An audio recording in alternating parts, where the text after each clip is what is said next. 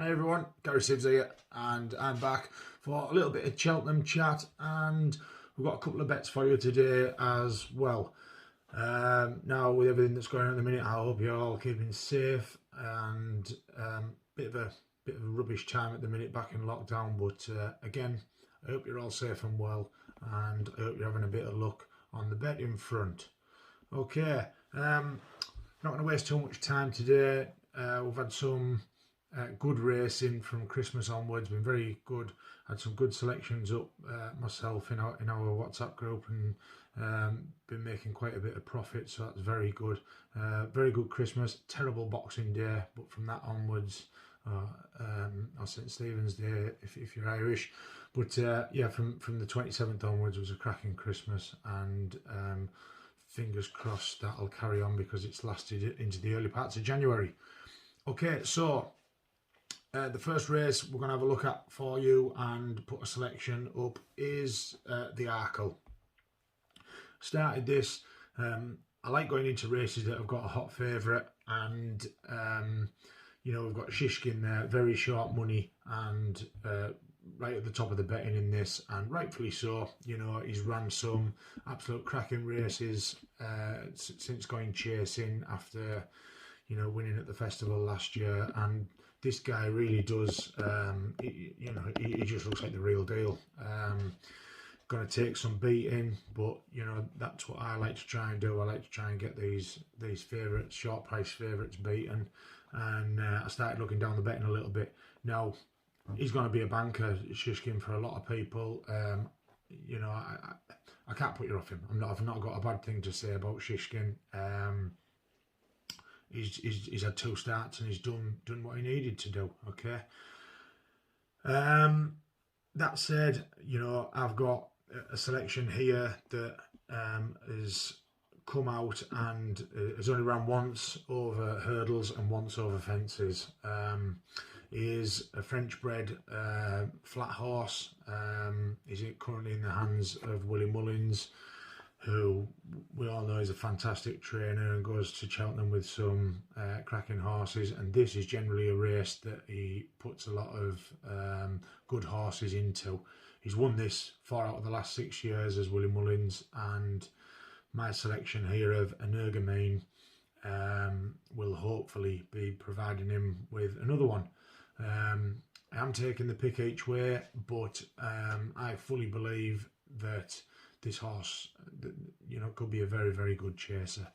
Now, I nearly never put this video up until early next week because this horse runs this weekend down at Naas, and in the beginner's chase there, it's a fairly competitive little field he's running in, and if he wins like I'm expecting him to at the weekend, then that price of 20 to 1 at the minute is going to be completely gone.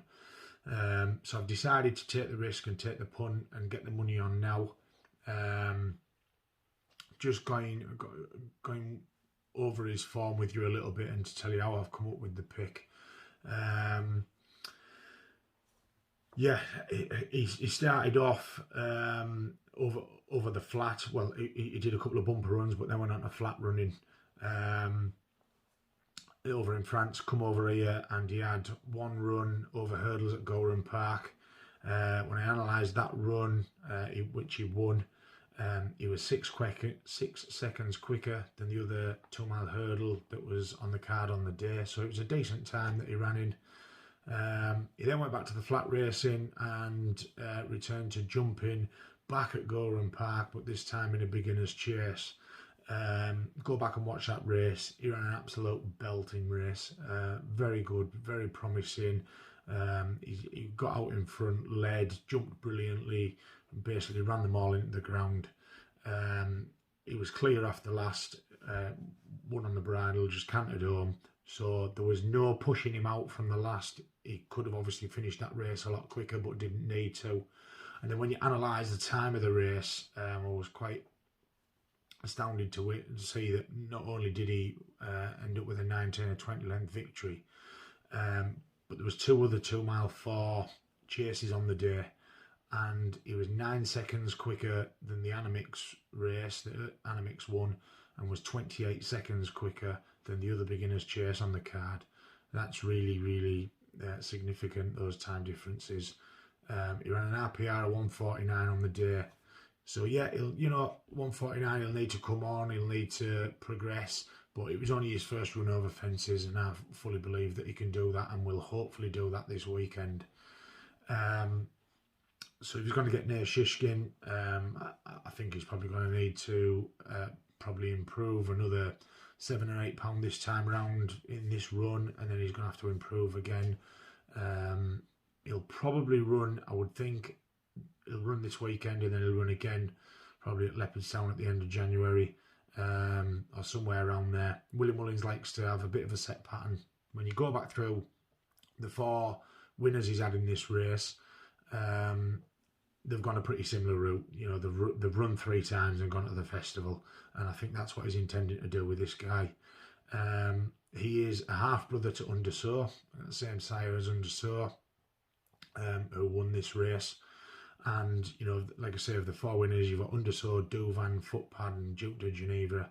So he's had some very good horses winning this down the years as Willie Mullins. And, yeah, I think this could be one that's right up there at the top of the betting. Fingers crossed.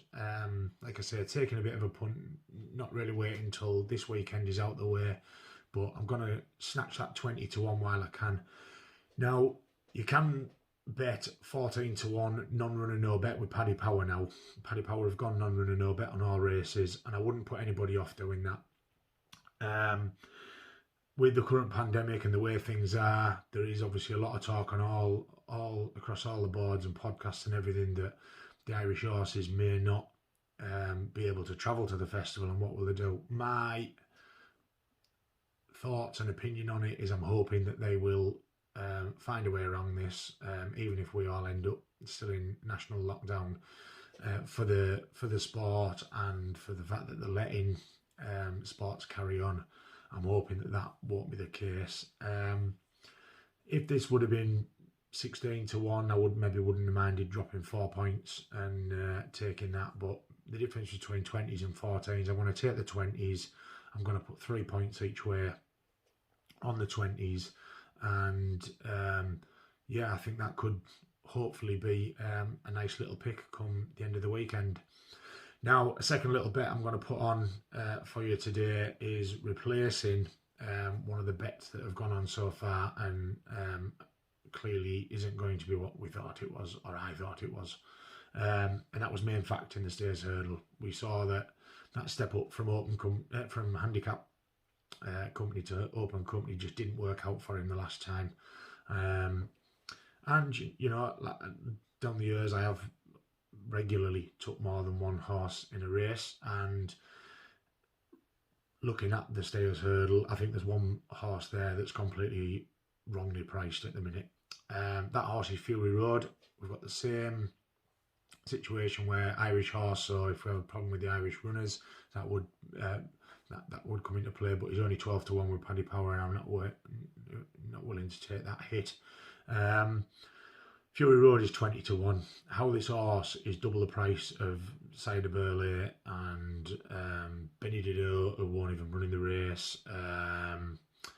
Roxana, he's a miles better horse than Roxana for me, and I think it come Cheltenham, a track that he really likes. You can forget the Leopardstown run.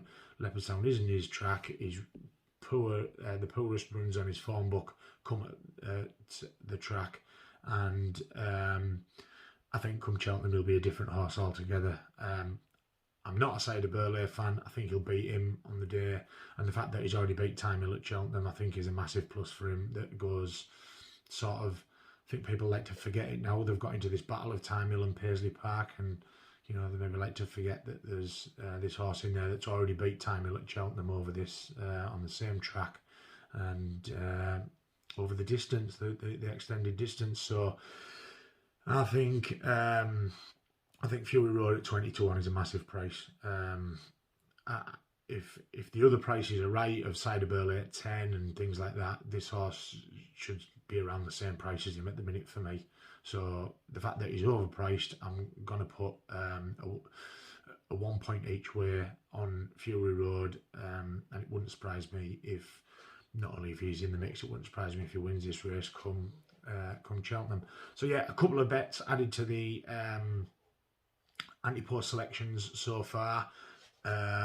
If you get on them and want to follow, good luck. I'll have news coming up soon of a Cheltenham preview evening that is going to take part online this year with all that's going on. It's a Cheltenham preview evening that I normally host locally to where I live, and some of the guys that are generally on the panel there are going to join me on probably a live YouTube stream, or if not live, then certainly posted up afterwards. But we've got some good names coming for you on this who are going to take part, and I'm sure you'll all tune in to watch that one. I'm just trying to come up with some ideas to raise money. We normally raise money on the night for the Bob Champion Cancer Trust. Bob will be one. Bobby's normally one of the panel lads at the event, and I'm hoping he will be this year. And we like to try and raise money for his charity. Bob has raised a massive amount of money for Cancer Trust, his Cancer Trust over the years. His Cancer Trust has done many wonderful things, and it's a great cause, and hopefully we can raise a bit of money if we can come up with a couple of ideas on how to do so on the night. So that'll be coming up. Keep an eye on my Twitter @GarySivs for further information on that, and hopefully these two selections will bring us some profit come the festival. All right, stay safe, good luck, speak to you all soon.